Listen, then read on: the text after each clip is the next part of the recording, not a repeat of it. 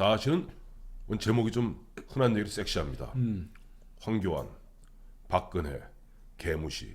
즉 황교안 국무총리, 황교안 대통령 권한대행이 박근혜 대통령 개무시했다 하는 그런 내용이고 그 내용 때문에 저는 아까 저 김영하 시장 한번 숨도 막히고 코도 막히고 억장이 막혀서 이게 썼는 줄 알았어요. 이게 오늘 황태순 TV가 모처럼 발굴한 특종이죠. 특종인데 뭐 하나는 사실은 다 알고 있는 얘기인데 까맣게 잊어버렸던 것이고요. 하나는 정말 사상 처음 이 보면 시중에 언론에 공개되는 정말 따끈따끈한 특종입니다. 제가 오늘 아침에 네. 그 친박 그 중진 의원한테 전화를 받았어요. 예. 그래서 이분이 그 억장이 무너진다 그러면서 뭐가 억장이 무너지세요? 예. 했더니 황교안 전 국무총리가 네.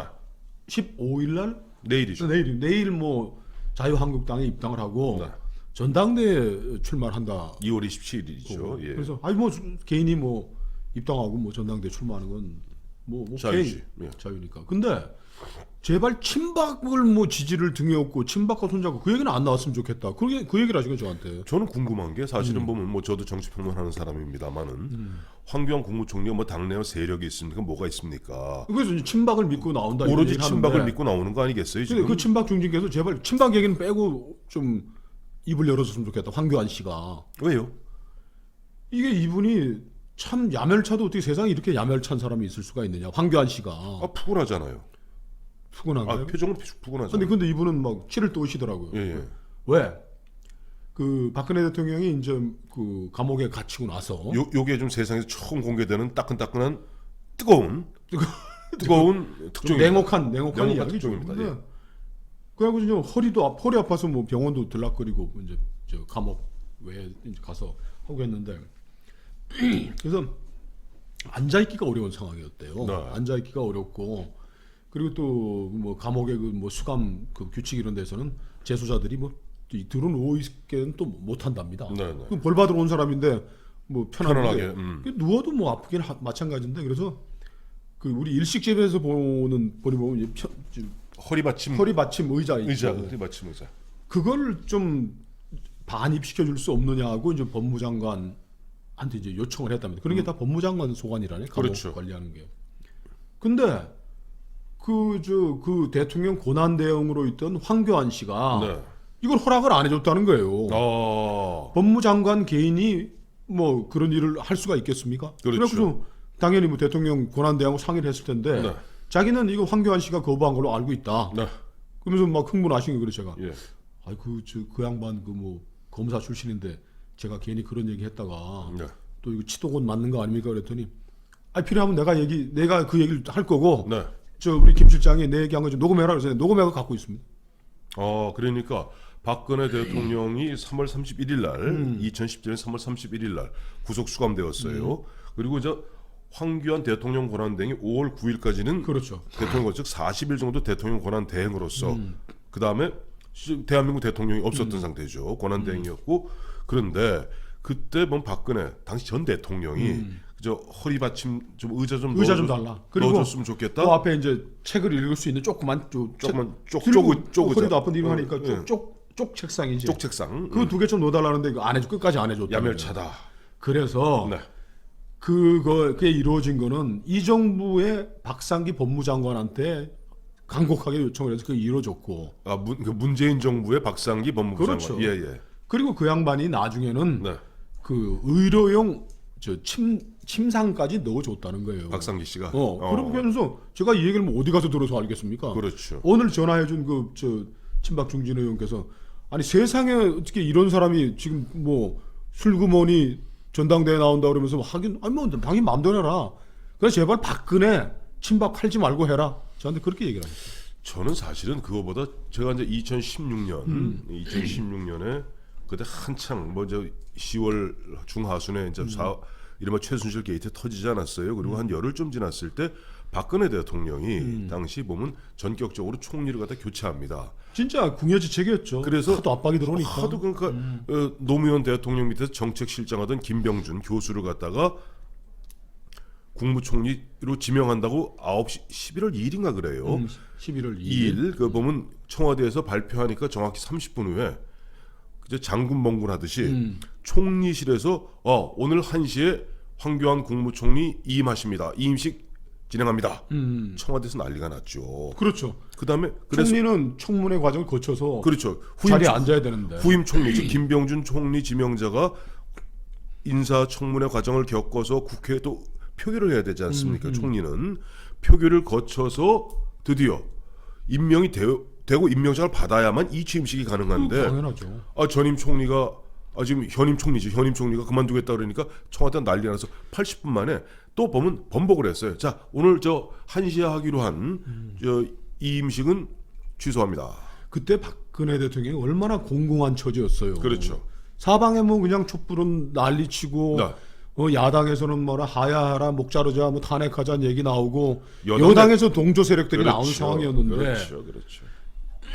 그분이 그렇게 어려운 상황이었다면은 네. 그때 뭐 언론에서는 총리가 누구죠 황교안 씨가 자기하고 상의 안 하고 일방 발표한 거에 대해서 좀 뭐 질렀다 이렇게 얘기를 했는데 네. 그렇다 하더라도 박근혜 대통령이 정말 그 어려운 상황에 사면 초과에 위치해 있었다면 박근혜 정권 내내 뭐 장관으로 총리로 단맛 다 본 분이 그렇죠. 자기 좀 승질 나더라도 죽여야지 이렇게 돼 있더라고. 취소 사유를 이렇게 밝혔어. 네. 뭐 이번 사태와 관련 내각의 대표인 국무총리가 책임을 지고 이 말이 했으나 국정 공백을 발생시켜는 안 됐다는 사유로 이 취임식을 치른. 아니 이 사람이 평생 관직한 분이 네. 이 취임식 하라고 지시를 하니까 총리실에서 강큰 놈들이 이 취임식 한다고 발표를 했지 총리하고 상의도 안 하고 얼마나 깐깐한 사람입니까? 그래. 평생 공안검사하던 양반인데 아니 그 사람한테 묻지도 않고 총리실에 아무리 총리 비서실장이라도 그 얘기를 하겠습니까? 이건 황교안 씨가 지시를 한 거예요. 저 검사 출신인 법조인 황 총리님, 제가 첫 번째 얘기했던 거 박근혜 대통령 알라의자 반입에 관해서 알라베자가 아니라 등받이. 등받이 의자 그 얘기 들은 적 없으면 빨리 알려주십시오. 저희가 정정방송할 거고 그때 이침식 후임 총리 발표되고 30분 만에 이침식 갖겠다고 지시한 게 발표된 게 나하고 상관이 없었던 무관한 일이었다고 이제 공인으로 이제 들어오는 거니까 밝혀주시면 저희가 뭐 곧바로 30분 만에 바로 방송에 바로 방송에 정정해서 바로 잡아야죠. 바로. 근데 저는 무엇보다 사실은 황교안 총리가 사실 아까도 말씀하셨습니다만은 박근혜 정부의 초대 법무부 장관 그 다음에 바로 거기서 한 1cm도 안 큰 게 바로 국무총리로 이어지지 그렇죠. 않습니까? 그러니까 어떻게 보면 박근혜 대통령이 뭐 좌파의 선동에 의해서든 뭐였었던 간에 그 박근혜 정부가 무너졌다면은 당연히 흔한 얘기를 배를 갈라야 될 사람은 정치권에 있는 사람만 배를 갈라야 되는 게 아니에요. 거기 법무부 장관, 국무위원, 국무총리를 지냈던 사람이 흔한 얘기를 배를 갈라야죠. 그런데 대통령이 저는 참혹한 상황에 대해 책임을 지는 거죠. 그 책임을 져야 되는 것이고 그러자면은 최소한 모르겠어요. 저는 5월 10일 날 문재인 대통령 후임 대통령이 취임 선서하기 전까지는 대한민국 국군 통수권자는 황교안 씨였습니다. 그렇죠. 그러다 보니까 아마 그때는 입장 표명이 쉽지는 않았을 거예요. 하지만은 5월 10일 이후에는 그다음에 이제 국무총리가 새로 이낙연 총리를 바뀌지 않습니까? 이낙연 총리를 바뀌고 이제 개인으로 돌아왔을 때는 자연인 황교안, 법률인 황교안, 변호사 황교안 이렇게 돌아옵니다. 그로부터 1년 8개월 동안 이분이 박근혜 피고인에 대해서 변호인단으로 뭐 참여했다는 얘기 그리고 전 국무총리로서 이분의 통치 행위, 법률 행위가 그래도 정상 참작해달라, 감안해달라는 얘기 한 적 저는 한 번도 들은 적 없네요. 저도 바로 제가 그 말씀이 그 말씀이에요. 그러니까 예를 들어서 변호사로 직접 뭐 참여하기 어렵다 하더라도 그래도 장관과 국무총리로서 박근혜 대통령과 어떻게 박근혜 대통령 더 오래 했죠. 그렇죠. 그런 입장이라면은 무언가 분명히 그 당시에 국민들에게 또 보면 최소한 어떻게 보면 박근혜 정부가 그렇게 허무하게 무너진 부분에 대해서 책임 있는 변명이 있어야 됩니다.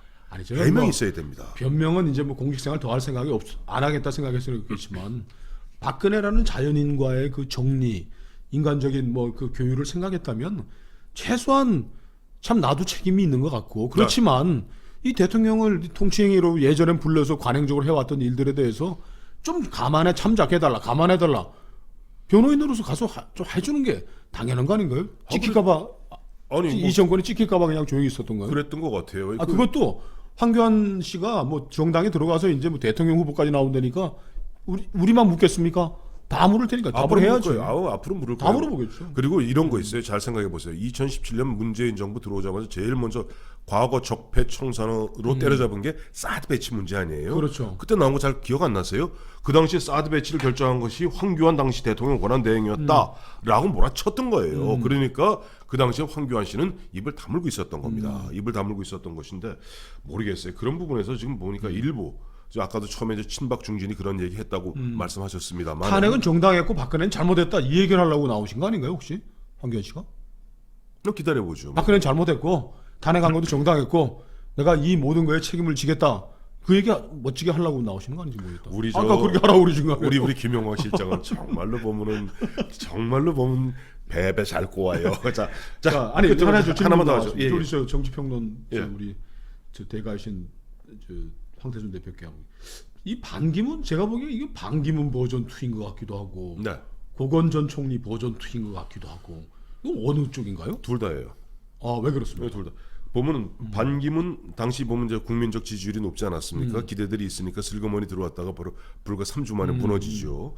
지금 보면은 또 고건 전 총리 같은 경우도 노무현 대통령하고 좀 맞서는 바람에 인기가 뭐 1등 대통령 권한대행도 권한대행도 똑같은, 하셨고 그다음에 1등까지 올라갔었죠. 근데 막판에 보면 이 두 분이 보면 뭐랄까 반기문도 마찬가지고 고건도 마찬가지고 고건 같은 경우는 몇 선 의원을 지역구 의원도 했단 말이에요. 그렇죠. 그 전에 그럼에도 불구하고 당시 노무현 대통령이 2007년이죠. 2006년이군요. 2006년에 내가 제일 잘못한 인사는 고건을 첫 국무총리로 기용한 것이다. 그말 바로 그 다음날 그만뒀죠. 전접습니다. 어떤 일이 벌어질지 모르니까. 저는 반기문 버전 2인 것 같은 게 네. 이 두 분 다 뭐 공직할 거 안 할 거 다 하고 네. 집에서 뭐 노인정들 낳기는 뭐 하고 네. 또 뭐 공직이 있다니까 네. 내가 할 수 있는 공직이 있다니까 한 번 더 해보자 그런 생각하는 거 아닌가요? 모르겠어요. 둘 다 결론은 반기문, 고건 공이다 보면은 이른바 그 관료 출신들이 있지 않습니까? 관료 출신들의 나약함, 어떻게 비겁함 이런 것들을 보여줬던 것이고 저는 그런 측면에서 반기문 그다음에 고건 뭐 그 두 버전이 다 함께 지금 드러나는 것이 황교안 전 총리라고 봐요. 반기문 이제 버전 2, 고건 버전 2 네. 이제 저 황교안 버전 1인데 이제 네. 새 출발하는데 세 사람 다 지지율이 그때 할 때 뭐 여권에서 아니 전체에서 1등했다라는 공통점은 딱 하나는 있네요. 그 황교안 같은 경우는 지금 현재 이제 여당에서는 뭐 이낙연 총리가 있습니다만은 야당에서는 이제 야권에서 황교안 전 총리가 지금 어쨌든 부동의 1위인 것만 사실이에요. 근데 이게 반기문 고거는 뭐 전체에서 뭐 30%씩 차지했으니까 반기문은 거기에 보면 미약하죠. 지금 거기에 비하면 지금 황교안 전 총리 같은 경우 10%좀 나온 거니까. 10% 조금 더 나와 10번 조금 더 나오는데 반기문 고거는 한때는 뭐 30을 넘으면 40까지 육박했던 사람. 그 대망론이라고 할 만한 건데. 그렇죠. 황교안 씨는 이제 약간 뭐 10% 조금 넘는 거 가지고 저 용kum을 꾸고 계신데 참 벌써부터 나오는 얘기가 험악하네요. 험악하고 가까이서 본 근데 사람들이. 이래요. 어차피 황 총리께서는 이렇게 생각하셔야 될 겁니다. 본인이 평생 그저 편안한 관료, 검사 관료로 지나오시다가 이제 본격적으로 정치판 들어오시면 저희가 한 것에 한 100만 배, 1000만 배 정도 되는 이른바 인물 검증, 과거 행적 검증, 소견 검증, 그다음에 무엇보다 정치인에 가장 필요한 것이 뜨거운 열정, 근데 불굴의 용기 아닙니까? 지금 나오시는 거 보니까 그건 있는 것 같아요. 불굴의 의지. 대통령 한번 해보겠다는 불굴의 의지는 있는 거 아닌가요? 아니, 아직은 저는 시험을 아이고 무슨 얘기하십니까? 저 보면 정치판은 꽃가마 타는 데 아닙니다. 자, 이번 가시밭길을 걸으셔야 될 겁니다. 2019년 1월 14일 황교안 전 총리가 전 대통령 권한대행 내일 1월 15일자로 자유한국당 입당한다는 그 소식을 듣고 특종으로 알려드렸습니다. 제목은 황교안, 박근혜, 개무시였습니다. 감사합니다.